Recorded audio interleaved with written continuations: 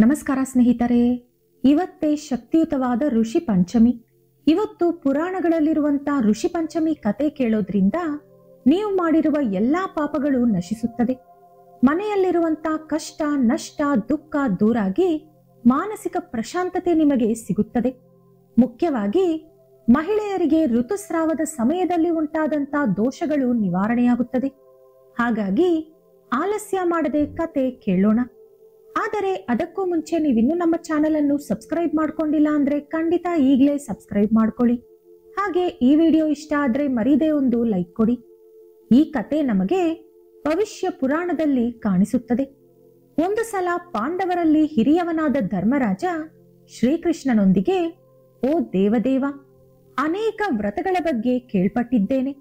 ಎಲ್ಲಾ ವ್ರತಗಳಲ್ಲಿ ಉತ್ತಮವಾದದ್ದು, ಎಲ್ಲಾ ದೋಷಗಳನ್ನು ಹೋಗಲಾಡಿಸುವ ಒಂದು ಉತ್ತಮವಾದ ವ್ರತದ ಬಗ್ಗೆ ನನಗೆ ತಿಳಿಸಿಕೊಡಿ ಎಂದು ಕೇಳಿದರು. ಆಗ ಶ್ರೀಕೃಷ್ಣ, ಧರ್ಮರಾಜ, ಯಾವ ವ್ರತ ಮಾಡುವುದರಿಂದ ಪ್ರಜೆಗಳು ನರಕ ನೋಡುವುದಿಲ್ಲವೋ, ಎಲ್ಲಾ ಪಾಪಗಳನ್ನು ದೋಷಗಳನ್ನು ಕಳೆದುಕೊಂಡು ಸ್ವರ್ಗ ಪಡೆಯುತ್ತಾರೋ ಅಂತ ಒಂದು ವ್ರತ ಇದೆ. ಅದುವೇ ಋಷಿ ಪಂಚಮಿ ವ್ರತ. ಈ ಋಷಿ ಪಂಚಮಿ ವ್ರತದ ಮಹಿಮೆ ತಿಳಿಸುವಂತ ಒಂದು ಅದ್ಭುತವಾದ ಪುರಾಣ ಕಥೆ ಇದೆ. ಅದರ ಬಗ್ಗೆ ವಿವರಿಸುತ್ತೇನೆ, ಶ್ರದ್ಧೆಯಿಂದ ಕೇಳು. ಪೂರ್ವ ಕಾಲದಲ್ಲಿ ವಿದರ್ಭ ದೇಶದಲ್ಲಿ ಉದಂಕ ಎಂಬ ಒಬ್ಬ ಬ್ರಾಹ್ಮಣ ಇದ್ದ. ಆತನ ಹೆಂಡತಿಯ ಹೆಸರು ಸುಶೀಲ. ಆಕೆ ಮಹಾಪತಿವ್ರತೆ. ಆ ದಂಪತಿಗಳಿಗೆ ಸುಭೀಷಣ ಎಂಬ ಒಬ್ಬ ಮಗ ಹಾಗೂ ಸುಹಾಸಿನಿ ಎಂಬ ಒಬ್ಬಳು ಮಗಳಿದ್ದಳು. ಅವರ ಮಗ ಎಲ್ಲಾ ವೇದಗಳನ್ನು ಓದಿ ತಂದೆಯಂತೆ ದೊಡ್ಡ ಪಂಡಿತನಾದ. ಇನ್ನು ಮಗಳನ್ನು ಒಬ್ಬ ಒಳ್ಳೆ ಬ್ರಾಹ್ಮಣ ಯುವಕನಿಗೆ ಕೊಟ್ಟು ಮದುವೆ ಮಾಡಿದರು. ಆದರೆ ದುರದೃಷ್ಟವಶಾತ್ ಅವಳ ಗಂಡ 1 ವರ್ಷದ ಒಳಗೆ ಮೃತಪಟ್ಟು ಸುಹಾಸಿನಿ ವಿಧವೆಯಾದಳು. ಇನ್ನು ಸುಹಾಸಿನಿ ಗಂಡನ ಮನೆ ಬಿಟ್ಟು ತಂದೆ ಮನೆ ಸೇರಿಕೊಂಡಳು. ಮಗಳ ಪರಿಸ್ಥಿತಿಯಿಂದ ನೊಂದುಕೊಂಡ ಉದಂಕ, ಪೂರ್ವ ಜನ್ಮದಲ್ಲಿ ನಾನು ಮಾಡಿದ ಕರ್ಮದಿಂದಲೇ ನನ್ನ ಮಗಳಿಗೆ ವೈಧವ್ಯ ಬಂತು ಎಂದು ಮಗನಿಗೆ ಮನೆ ಒಪ್ಪಿಸಿ ಹೆಂಡತಿ ಹಾಗೂ ಮಗಳನ್ನು ಕರೆದುಕೊಂಡು ಕಾಡಿಗೆ ಹೋಗಿ ಅಲ್ಲಿ ಕೆಲವು ಶಿಷ್ಯರಿಗೆ ವಿದ್ಯೆ ಕಲಿಸಿಕೊಡಲು ಪ್ರಾರಂಭಿಸಿದರು. ಮಗಳು ಕೂಡ ತಂದೆಗೆ ಸೇವೆ ಮಾಡುತ್ತಾ ಕಾಲ ಕಳೆಯುತ್ತಿದ್ದಳು. ಒಂದು ದಿನ ಉದಂಕನ ಮಗಳು ಮಲಗಿದ್ದಾಗ ಇದ್ದಕ್ಕಿದ್ದಂತೆ ಅವಳ ಮೈಯೆಲ್ಲ ಹುಳಗಳು ಮುತ್ತಿಕೊಂಡವು. ಅದನ್ನು ನೋಡಿ ಹೆದರಿದ ಸುಶೀಲ ಮಗಳ ಮೈಮೇಲಿದ್ದ ಹುಳಗಳನ್ನೆಲ್ಲ ತೆಗೆದುಹಾಕಿದಳು.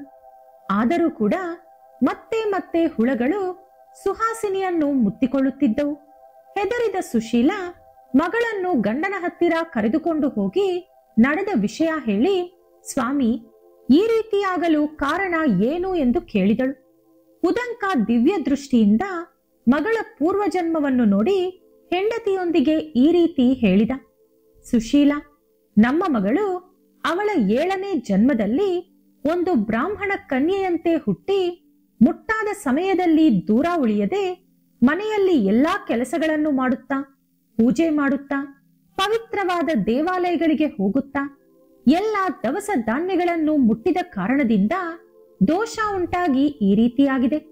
ಅದು ಮಾತ್ರವಲ್ಲದೆ ಇವಳು ಇನ್ನೂ ಒಂದು ಜನ್ಮದಲ್ಲಿ ಮಹಾರಾಣಿಯಂತೆ ಕೂಡ ಜನಿಸಿದ್ದಳು.